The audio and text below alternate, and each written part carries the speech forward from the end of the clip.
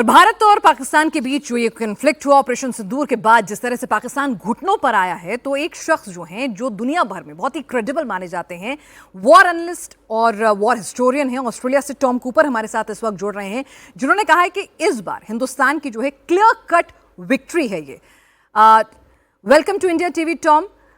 We're really looking forward to a fruitful discussion with you. So I would like to go ahead with my first question. Thank you very much. Nice to be with you. You said it was a clear-cut victory for India. Could you tell us more about it? In military sciences, when you are operating in a specific fashion, military sciences are very methodical. So you have an approach where you first stop the enemy counterattacks. India has managed to at least repel the majority of Pakistani counterattacks by missiles and UAVs. Then you disable the enemy air defenses, either disable or push away the enemy air force, and then start targeting facilities of your choice. In this case, India has started targeting selected facilities inside Pakistan, not only 2 or 3 of them, but 13, 14 of them, including, and there is clear evidence for this, nuclear storage facilities and nuclear command centers. When that happens, such steps are not, such orders for such operations are not taken easily, and particularly not by Indian top commanders. They are extremely serious issue. I cannot emphasize how much.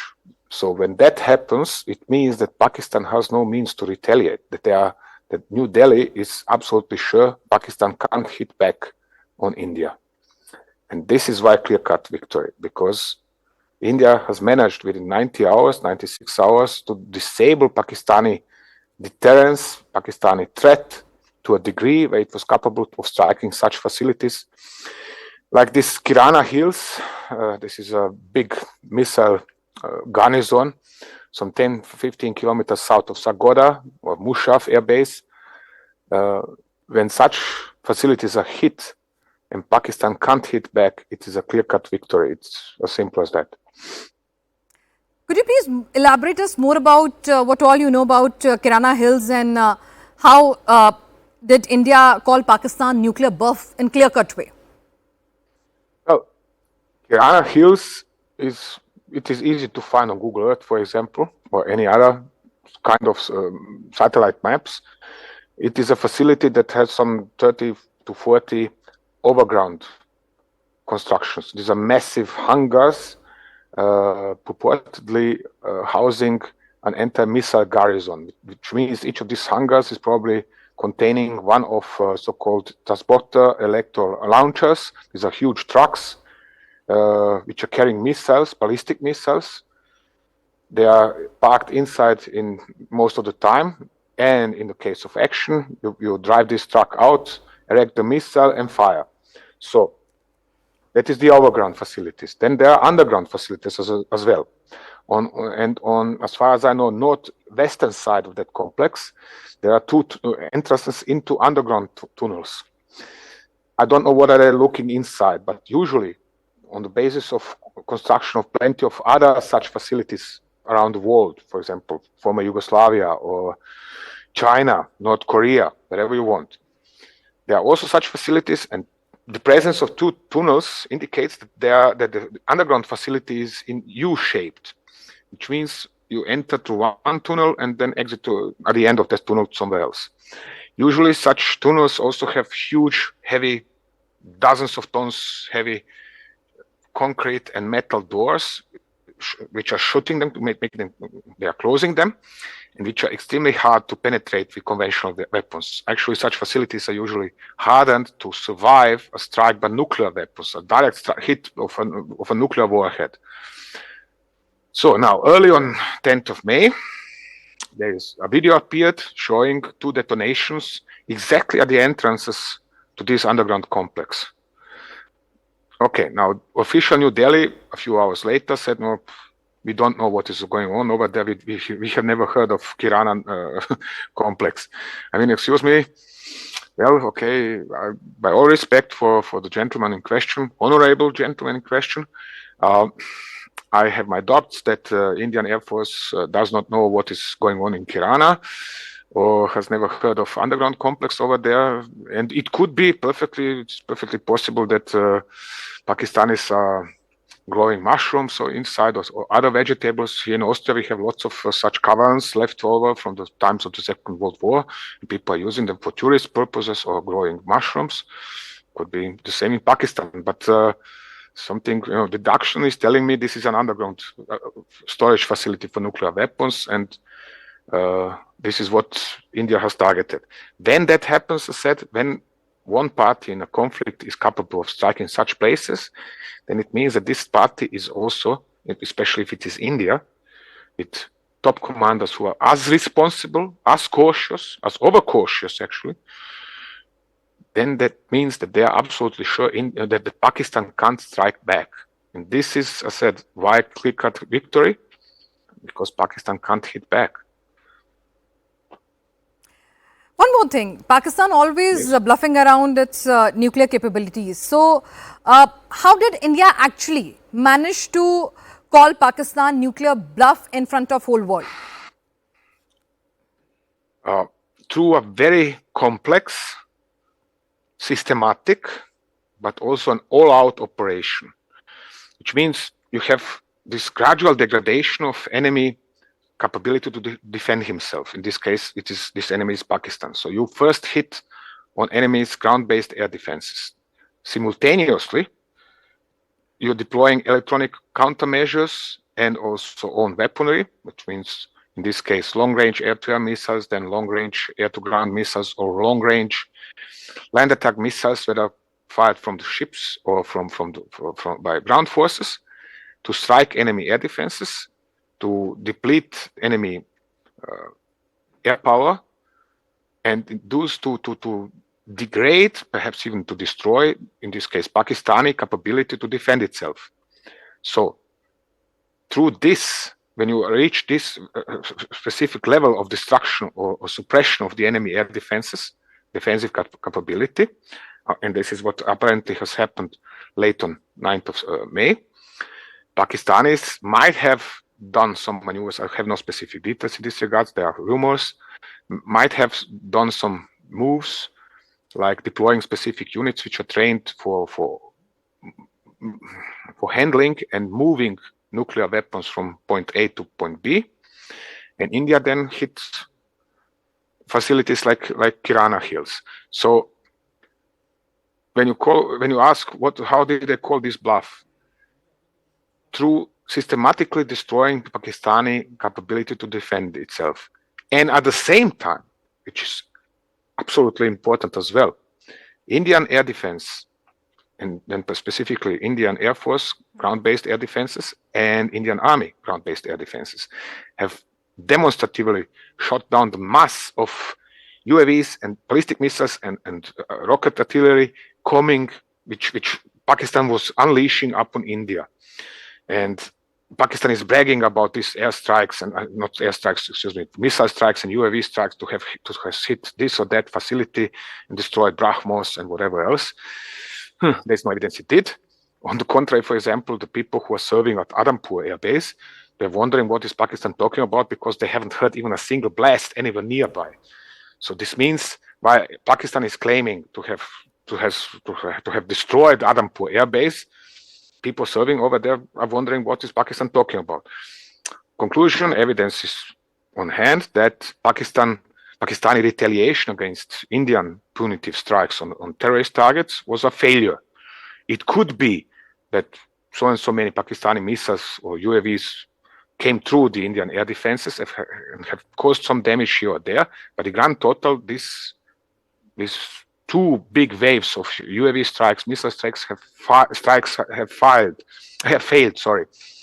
which in turn means India was capable of blocking Pakistani counterstrike while targeting whatever it wanted inside Pakistan. And this is how you call the enemy bluff. This is how you call, how you expose enemy vulnerabilities and achieve a clear-cut victory. Even more so because, keep in mind the following, by disabling Pakistani ground-based air defenses, by forcing the Pakistani Air Force away from the border, Indian Air Force has bought itself enough freedom of operation to, had New Delhi decided to continue this operation beyond what was at 17 hours local time on 10th of May, it could have hit whatever targets along the border, along the LOC it wanted to hit. And Pakistan couldn't prevent Indian Air Force from this, which means India could then have delivered a massive blow against the Pakistani ground forces, army, destroyed artillery, destroyed the ground troops, and so on, if New Delhi decided to continue. Fortunately for Pakistan, Islamabad said, now it's better we stop. So it used the hotline to call New Delhi and say, let's talk about ceasefire. Okay, New Delhi, people in New Delhi, the government, the military commanders that are responsible enough, I said again, and I stress this because this is the tradition of the Indian armed forces, is the top generals are conservative in their decision making, very cautious, even overcautious, solidly conservative, and they are not taking any kind of decisions easily. But in this case, they have decided, okay, we have hit Pakistan very hard. We don't want to brag about that. It is not necessary. We don't want to provoke Pakistan into some kind of desperate measures or whatever else. The Pakistanis know how hard we have hit them and where we have hit them. Okay, we are stopping here. That is enough for us. Tom, you said by striking air bases close to Pakistan's nuclear establishment like Sargodha and Noor Khan base, was it a clear-cut ultimatum? Clear-cut ultimatum which brought Pakistan Air Force, Army, services, political leadership on knees? Look, forcing the Pakistani establishment, generals and so on, Pakistani population in general, on its knees, that is de facto impossible. Even in the light of clear-cut victories, whether this one or, for example, the war of 1971, they are denying it simply. They consider themselves superior. They do not know what is a capitulation, even when they signed the capitulation in 1971 in Dhaka. And they live in that parallel universe where, along which, where in this parallel universe, Pakistan is superior, can dominate India, can dominate the entire neighborhood, is a nuclear power, and so on and so on. This is why which is even more important, to find out that at 9 o'clock in the morning on 10th of May, there was a call from Islamabad on the hotline to New Delhi. Can we have a ceasefire, please? They were not brought down. They're never going to admit publicly we have been brought down onto our knees. But they know what has hit them and how hard. And this is why they have made this call. This is why they have sounded under apostrophes, this ceasefire. This is crucial. So now, of course, immediately after Pakistani Prime Minister declared a victory, what have they won? I don't know, because they know that they wouldn't give up. And under no circumstances would Pakistan, just surrender or something else. But they know that their own missile strikes and UAV strikes were largely unsuccessful, ineffective. They know they have been hit very hard, and they have called for a ceasefire. So this is, in grand total, what matters and why it is a clear-cut victory for India. Yeah. Tom, you said the Indian strike hit Pakistan Air Force capabilities really hard, causing damage to both men and machine. What more can you tell us about the damage on Pakistan's side? Okay. This is also an interesting point. When you have, for example, there are claims, destruction of Karachi, there is destruction of this airbase, destruction of this airbase. Indian Air Force and Indian armed forces didn't go as far, nor do they need going as far.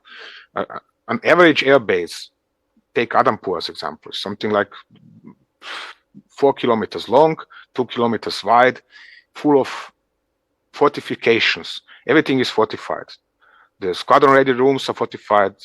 Fuel storage depots are underground and fortified. Ammunition dump is fortified.